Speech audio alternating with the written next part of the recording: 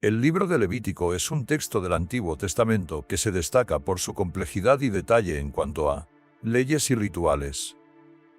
A menudo se considera difícil de leer debido a sus numerosas prescripciones sobre pureza, sacrificios y ceremonias. Sin embargo, se valora como una fuente de entendimiento religioso profundo, que explora la relación entre la humanidad y lo divino. Contexto histórico y propósito. El Levítico surgió en el siglo V a.C., cuando los judíos eran una provincia bajo el dominio de Persia. En este periodo, sin independencia política ni soberanía nacional, el Templo de Jerusalén y la Torá se convirtieron en elementos centrales de cohesión. Los sacerdotes eran los administradores del templo y los encargados de interpretar y aplicar la ley. El libro se ubica en el tiempo entre la llegada de los israelitas al Sinaí y su partida, formando parte del Pentateuco. El Levítico se entiende como un código legal sacerdotal que regula el culto y contiene algunas normas de carácter civil. El mensaje principal del libro es la necesidad de acercarse a Dios con un culto perfecto debido a la conciencia del pecado y la búsqueda de reconciliación. Se creía que las desgracias de Israel eran un castigo por su infidelidad y que la fidelidad se podía expresar mediante un culto ideal. Sacrificios y sacerdotes. Los sacrificios eran una parte esencial de la vida religiosa israelita. Las tres categorías principales de sacrificios son holocaustos, ofrendas de cereales y sacrificios de comunión y expiación. Los holocaustos implicaban la quema completa de la víctima, excepto la piel. Se dividían en holocaustos de ganado mayor, menor y de aves. El oferente imponía la mano sobre el animal antes del sacrificio.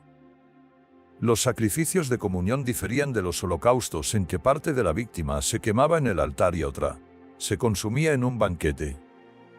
Estos sacrificios se dividían en animales de ganado mayor y menor. Los sacrificios expiatorios buscaban la purificación y el perdón de pecados. Tipos de sacrificios y su ritual. Holocausto: la víctima se quemaba por completo, ofreciendo un aroma que aplacaba al Señor. El ritual incluía degollar la res, rociar la sangre en el altar, desollarla y quemarla. Sacrificio de comunión: parte de la víctima se quemaba en el altar y parte se consumía en un banquete. El ritual incluía la imposición de manos, la aspersión de sangre en el altar y la quema de grasa y órganos. Sacrificios expiatorios: los rituales variaban según el oferente, sacerdote, comunidad, jefe, pueblo, e incluían la imposición de manos, la aspersión de sangre en el santuario y sobre el altar, y la quema de partes específicas del animal. La imposición de manos. La imposición de manos sobre la víctima se interpretaba como una forma de transferir los pecados del oferente al animal. Esta interpretación no era universal, ya que en los sacrificios de acción de gracias no había transferencia de culpa. El caso del macho cabrío en el día de la expiación es el único donde se explicita la transferencia de pecados. Ofrendas por pecado y casos de pobreza. Las ofrendas por pecado variaban según el estatus del pecador. Los sumos sacerdotes, toda la comunidad, los jefes y los individuos tenían diferentes rituales y ofrendas. Existían disposiciones para los pobres que no podían costear animales, permitiendo la ofrenda de tórtolas, pichones de paloma o harina. El fraude contra el prójimo. Para resarcir la culpa por fraude contra el prójimo, era necesario confesar la falta ante el sacerdote y presentar un carnero para el sacrificio. Se exigía compensar el perjuicio causado, restituyendo lo robado o ganado indebidamente más un 20%. Este concepto destaca la relación entre el daño al prójimo y la ofensa a Dios. Derechos y deberes sacerdotales. Los sacerdotes tenían derecho a una porción de la carne ofrecida en sacrificio. La carne del sacrificio expiatorio se comía en un lugar sagrado y solo por los sacerdotes. Existían condiciones de pureza para consumir la carne ofrecida en sacrificio. Los sacerdotes debían seguir un régimen sacrificial específico y mantenerse puros. El libro enfatiza que las leyes del culto se estaban redactando en un tiempo sin templo, por lo que a veces son ideales. Se advierte contra la absolutización de las normas, que pueden llevar a la exclusión de personas del círculo de los bendecidos. Consagración de Aarón y sus hijos. La consagración de Aarón y sus hijos como sacerdotes se realizó con ritos de purificación y sacrificios durante 7 días. Los ritos incluyen el baño, la vestimenta especial, la unción con aceite y diversos sacrificios. Se consagraron tanto los servidores del culto como los objetos y el lugar mismo. Primeros sacrificios públicos. Los primeros sacrificios públicos se realizaron después de 7 días de consagración. Estos sacrificios se llevaron a cabo con la participación de la asamblea y el liderazgo de Aarón. La aprobación divina se manifestó con la erupción de fuego que consumió el holocausto. La muerte de Nadab y Abiú. La muerte de Nadab y Abiú, hijos de Aarón, sirve como ejemplo de las consecuencias de la transgresión de la ley divina. Este relato subraya la importancia de seguir cuidadosamente los rituales y el cuidado que debían tener los sacerdotes al oficiar. Este episodio refleja la importancia de la santidad de Dios y la necesidad de una disposición perfecta para acercarse a Él. La intención del relato es pedagógica, para advertir a los sacerdotes sobre la importancia del culto. Pureza ritual y expiación. El libro distingue entre lo puro y lo impuro, lo santo y lo profano. Esta distinción incluye no solo a las personas, sino también animales, vestidos y casas. La pureza ritual es esencial para participar en el culto y se regula por una serie de normas. Leyes sobre animales. Los animales se dividen en puros e impuros, con criterios de clasificación relacionados con su movimiento, patas y régimen alimenticio.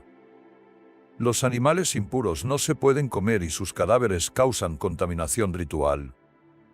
No existe una explicación clara para estas clasificaciones, aunque se sugiere que algunas podrían tener bases en higiene y salud. Partos y enfermedades de la piel. El parto causa impureza ritual debido a la presencia de sangre, requiriendo un periodo de aislamiento y purificación. Las enfermedades de la piel se examinan por los sacerdotes para determinar la impureza y el aislamiento. La lepra es la más grave, llevando al aislamiento total del enfermo. Infecciones de ropa y casas. Las infecciones en ropa y casas también se consideran una forma de impureza que requiere inspección sacerdotal, en casos graves, destrucción. Estas leyes reflejan la preocupación por mantener un ambiente de pureza para el culto y la vida cotidiana. Purificación de los enfermos de lepra. La purificación de los enfermos de lepra involucra rituales que incluyen el sacrificio de aves, la aspersión de sangre y el uso de ramas de cedro, púrpura escarlata e hisopo. Los sacerdotes tienen la función de examinar, declarar puro o impuro y realizar los ritos de purificación. Emisiones corporales y hemorragias. Las emisiones corporales como la eyaculación y las hemorragias causan impureza ritual que requiere purificación. En el caso de la mujer con hemorragias, se requieren periodos de aislamiento y sacrificios de purificación. Día de la expiación. El día de la expiación es un ritual central en el Levítico, donde se busca la purificación del santuario y del pueblo. El ritual incluye sacrificios de animales, la aspersión de sangre en el santuario y el envío de un macho cabrío al desierto cargado con los pecados del pueblo. Este día se realiza una vez al año y el pueblo debía hacer penitencia. El Código de Santidad, Caps. 17 a 26.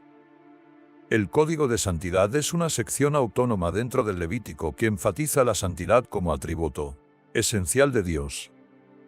Este código abarca diversos temas, incluyendo sangre de animales, relaciones sexuales, ética, cultos prohibidos y tiempos sagrados. Se destaca la importancia de que Israel sea un pueblo santo, separado de las prácticas de otras naciones. Las leyes de este código tienen como propósito guiar a Israel hacia la santidad y el acercamiento a Dios. Prohibiciones sobre la sangre y los sacrificios.